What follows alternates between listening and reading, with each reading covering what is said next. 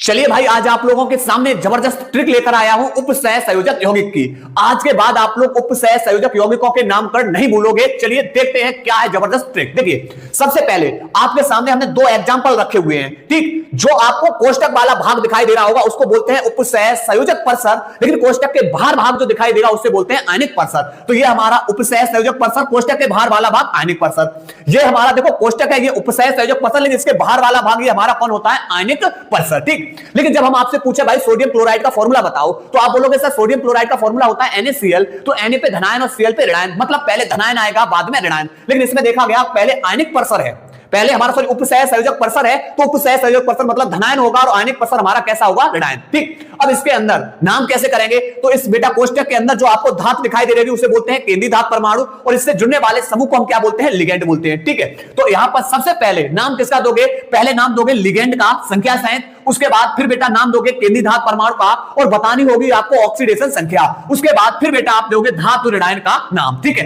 कैसे? देखिए यहां पर बेटा, यहां पर दो आपको लिगेंड दिखाई दे रहे, एक एमीन और दूसरा क्लोरो, ठीक है। तो पहले कौन आएगा? एमीन, तो कितना है? 5, तो इसका नाम होगा पेंटा एमीन, पेंटा एमीन। उसके बाद बेटा फिर Cl है तो क्लोरो, उसके बाद यहां पर CO है तो CO को क्या नाम देते हो? कोबाल्ट, ठीक है। ये केंद्रीय धातु परमाणु हो गया, इसकी ऑक्सीजन संख्या।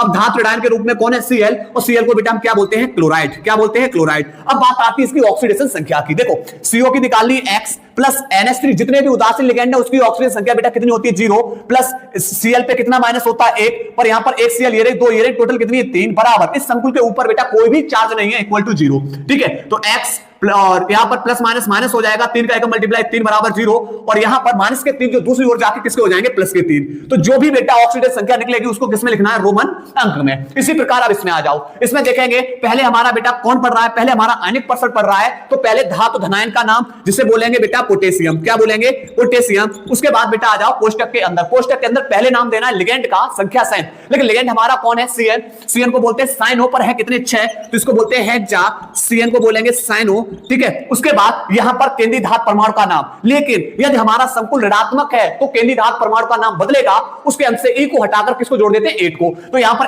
Fe फेरस है, तो इसे क्या नाम दोगे? फेरेट। क्यों? क्योंकि पहले धनायन उसके बाद ऋणायन आता है, ठीक है। अब इसकी बतानी है ऑक्सीडेशन संख्या। देखो यहां पर 1 K पर 1 प्लस पर K कितनी है बेटा? 3, प्लस यहां पर Fe की निकालनी है, प्लस 1 Cn पे 1 माइनस पर Cn बेटा कितनी है? 6 से मल्टीप्लाई, बराबर। इसके ऊपर कोई आवेश नहीं, इक्वल टू 0। तो देखो प्लस के 3 प्लस x और plus minus minus 6 equal to 0। Minus के 6 में से प्लस के 3 गया तो बेटा बचेगा माइनस के 3 बराबर 0। तो दूसरी ओर जाके बेटा किसके हो जाएंगे? प्लस के 3। तो इसे रोमन अंक में क्या कर देना है? लिख देना है। उम्मीद है अगर ट्रिक आपको बढ़िया लगी होगी तो चैनल को सब्सक्राइब कर दीजिएगा।